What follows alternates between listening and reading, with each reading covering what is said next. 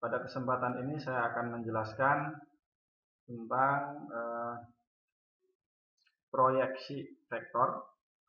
Kita akan mencari panjang dan vektor yang dihasilkan dari proyeksi tersebut. Sebelumnya perhatikan ilustrasi berikut ini.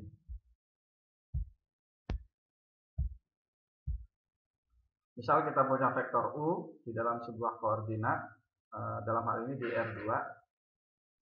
Kemudian kita punya vektor V, U yang berwarna biru, V yang berwarna pink. Kemudian kita akan memproyeksikan vektor U terhadap vektor V. Hasil proyeksinya adalah sebagai berikut. Jadi yang pertama, dari ujung vektor U ini kita tarik tegak lurus dengan V. Kemudian dari pusat koordinat kita buat vektor, ini diberi nama W yang berwarna hijau. Jadi vektor W ini adalah vektor hasil proyeksi U terhadap V. Ditulis biasanya project U dalam subscript kemudian V. V dalam subscript kemudian U. Itu contoh yang pertama. Nah, kita bisa juga memproyeksikan vektor V terhadap vektor U. Perhatikan berikut ini. Pertama kita tarik garis dari ujung vektor V ke tegak lurus dengan vektor U. Kemudian setelah itu dibuat vektor dari pusat koordinat dari pangkal ke ujungnya di sini. Vektornya yang berwarna merah diberi nama vektor H. Jadi vektor H ini adalah hasil dari proyeksi V terhadap U. Sementara yang hijau adalah proyeksi vektor U terhadap V diberi nama W. Seperti itu. Nah, dari dua hasil proyeksi ini bisa kita pahami bahwa vektor W searah dengan vektor V, sehingga nanti pada saat kita mencari komponen vektor W sebetulnya sama dengan sekian kalinya dari vektor satuan V, atau boleh dikatakan sebagai perkalian skalar dengan vektor satuan yang searah dengan V. Begitu juga dengan cara mendapatkan H. Nah, hasil proyeksi tentu saja bisa searah seperti ini, bisa juga berbeda arah. Nah, untuk keperluan tersebut perhatikan vektor ini.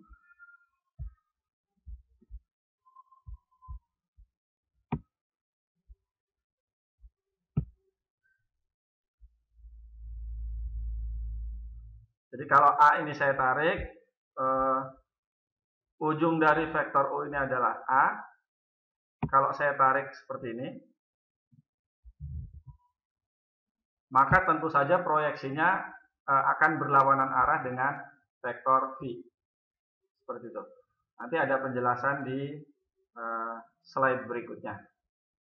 Selanjutnya perhatikan untuk vektor di R3, dimensi 3. Yang merah ini adalah sumbu X, yang hijau sumbu Y, yang biru sumbu Z.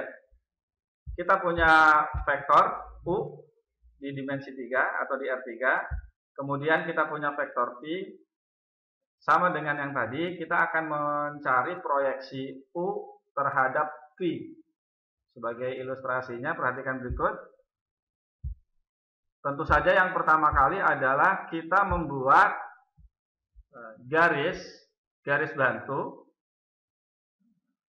dimulai dari titik ujung vektor U tegak lurus dengan V. Kemudian setelah itu dari titik 0,0 atau titik O pangkal ditarik dibuat sebuah vektor ke titik ini. Hasilnya adalah seperti ini. yang berwarna pink. Nah, tentu saja vektor ini pasti tegak lurus dengan garis bantu ini. Nah, mungkin untuk lebih jelas seperti ini. Perhatikan vektornya. Jadi vektor yang berwarna pink dikasih nama vektor W, tegak lurus dengan garis bantu tersebut. Dan dari sini bisa kita lihat bahwa vektor W ini adalah atau searah dengan vektor V, sehingga untuk mendapatkan komponen-komponen dari W di R3 sama saja nanti dengan mengalihkan vektor satuan yang searah dengan V dengan skalar tertentu. Nah, skalar tertentunya itu adalah panjang vektor ini. Jadi berikutnya kita akan mencari panjang vektor hasil proyeksi ini dan juga mencari komponen-komponen vektornya. Tentu saja antara U dan V ini membentuk sudut. Nanti kita kasih nama sudutnya tersebut adalah theta. Oke, setelah ilustrasi tadi, kita lanjutkan ke bagian berikut. Ini proyeksi terhadap sumbu X terhadap sumbu Y. Kemudian ini gambar yang tadi. Jadi proyeksi V terhadap U diberi nama project, U-nya dalam subscript, kemudian V. Jadi yang diproyeksikan adalah vektor V. Seperti ini. Kalau ini U terhadap V. Nah, dalam hal ini proyeksi vektor dari U ini sedikit lebih panjang daripada V. Kemudian ini kalau proyeksinya atau sudutnya lebih besar dari 90 derajat, sudut tumpul, maka proyeksinya seperti ini, masih searah, ini tegak lurus, cuma beda arah, sejajar tapi beda arah. Nah, berikut penurunannya untuk mencari panjang proyeksi vektor U terhadap V yang vektornya yang berwarna merah. Nah, perhatikan panjang proyeksi ortogonal, jadi tegak lurus ortogonal itu, terhadap U terhadap V. Nah, kita tahu bahwa misalkan ini membentuk sudut theta, maka panjang proyeksi vektor yang berwarna merah ini adalah panjang U dikali cos theta. Ini aturan trigonometri. Ingat ya, aturan trigonometri. Kemudian cos theta, ingat pada materi dot product sebelumnya, cos theta itu adalah U dot V dibagi panjang vektor masing-masing. Jadi dot product dari U dengan V dibagi panjang vektor masing-masing. Maka di sini ada panjang vektor U dibagi panjang vektor U, maka diperoleh seperti ini. Tentu saja dalam hal ini kita asumsinya U dan V ini bukan vektor 0, sehingga bisa kita lakukan pembagian. Kalau vektor 0, saya kira jelas proyeksinya pasti 0. Seperti itu. Kemudian ini kalau sudutnya lancip. Berikutnya, bagaimana kalau sudutnya tumpul? Dengan menggunakan prinsip trigonometri juga. Jadi cosinus sudut ini. Jadi kalau sudut yang dibentuk antara U dan V itu adalah theta, maka untuk mencari panjang proyeksinya seperti ini, maka panjang vektor U dikali cos sudut ini. 180 derajat dikurangi theta. Bisa dipahami ya? Ini juga aturan trigonometri biasa. Ingat, cos 180 derajat dikurangi theta sama dengan minus cos theta, sehingga hasilnya seperti ini. Selebihnya sama, cos theta itu U dot V dibagi panjang vektor masing-masing. Nah, sehingga diperoleh seperti ini. Nah, kita tahu karena theta-nya ini sudut tumpul, maka U dot V-nya pasti negatif. Sehingga hasil ini ada negatif, hasil dari ini negatif, maka hasilnya pasti positif. Dan bisa kita pahami panjang vektor tidak mungkin negatif. Atau ini adalah normnya ya. Ini. Jadi kalau begitu proyeksi vektor U terhadap V adalah dot produk dari U kali V, dot produk dari U dan V dibagi panjang vektor V. Nah, di sini dikasih nilai tanda mutlak. Kalau untuk menghindari hasil negatif tadi. Jadi baik sudutnya lancip maupun kumpul hasilnya positif. Nah, kemudian berikutnya bagaimana mencari vektor hasil proyeksinya.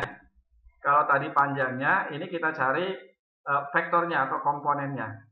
Nah, ilustrasi ini bisa di R2, R3 atau bahkan Rn. Nah, kita perhatikan proyeksi vektor U terhadap V sejajar dengan vektor V. Lihat yang merah, hasil proyeksinya sejajar dengan V. Begitu juga yang bawah ini, sejajar cuma beda arah. Nah, dari situ kita bisa menyimpulkan bahwa vektor hasil proyeksi U terhadap V adalah merupakan dilatasi dari vektor satuan yang searah dengan V. Masih ingat ya, waktu materi vektor satuan yang searah dengan V. Dengan skala atau faktor pengalinya ya panjang vektor ini. Faktor pengalinya panjang vektor ini. Nah, dengan memperhatikan arah vektor, lihat gambar ini, maka vektor proyeksi U terhadap V, boleh kita kasih nama W misalnya, adalah panjang proyeksi vektor U terhadap V dikali vektor satuan.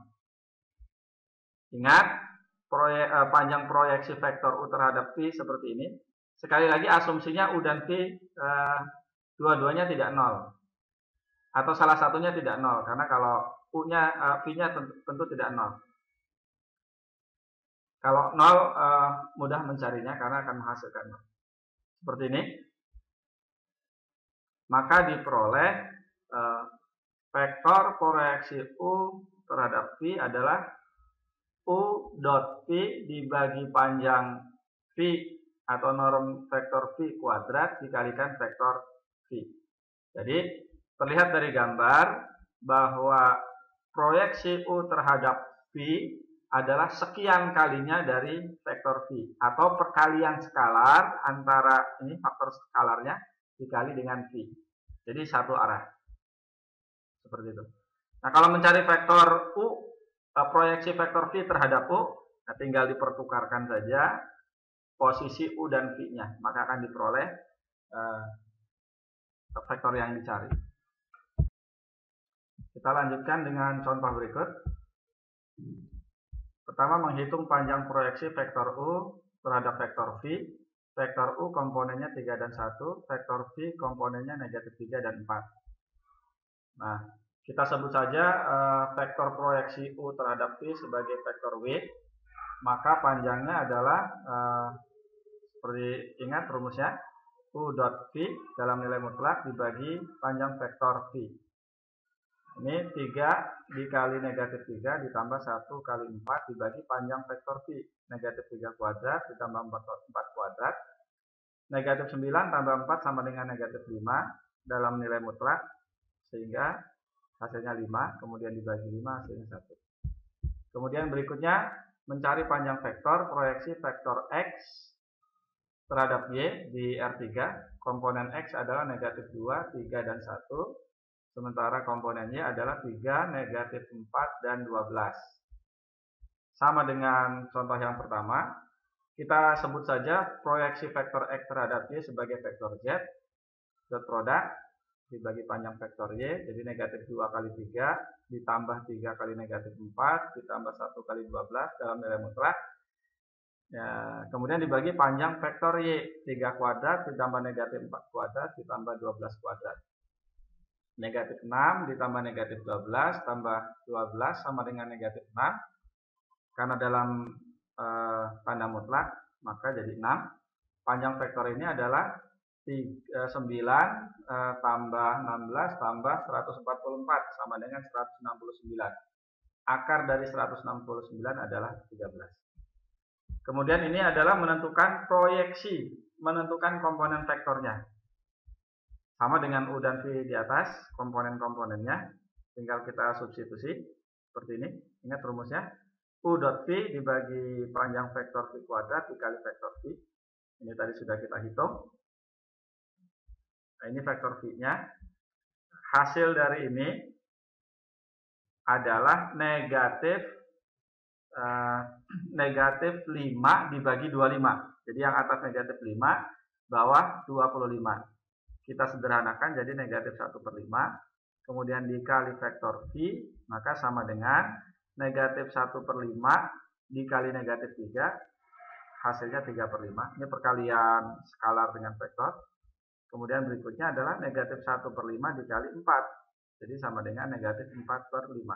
Jadi panjang proyeksi vektor U terhadap V adalah vektor, kita sebut saja vektor W dengan komponen 3/5 dan negatif 4/5.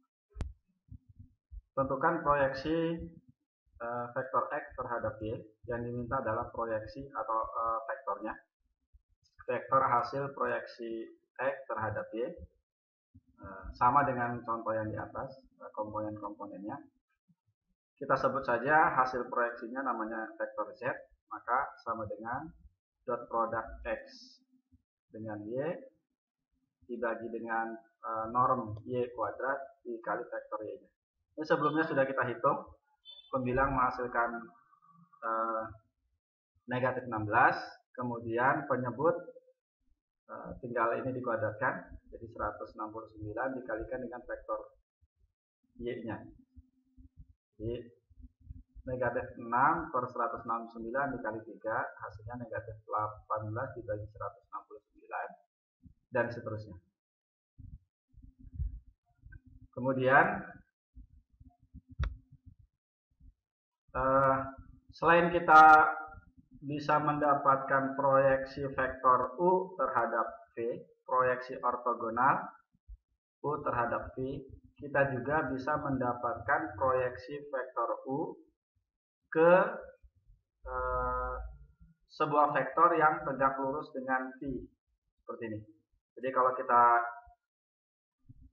misalkan hasil proyeksi U terhadap V adalah vektor W, maka untuk mencari proyeksi vektor U yang tegak lurus dengan vektor V, merah ini kita sebut saja Z, maka tinggal kita lakukan cara seperti ini. Lihat, W ditambah vektor yang merah ini sama dengan U. Oleh karena itu, kalau yang merah ini kita kasih nama Z, maka Z-nya sama dengan U dikurangi W, hasil proyeksi ini. Nah, sederhana sebetulnya, tetapi ini nanti bisa kita pakai untuk menghitung luas jajar genjang yang dibuat atau yang direntang oleh vektor V dan vektor U. Anda silakan cari sendiri bagaimana mencari vektor Z tadi, termasuk bagaimana menghitung normnya. Sekian untuk materi tentang proyeksi ortogonal.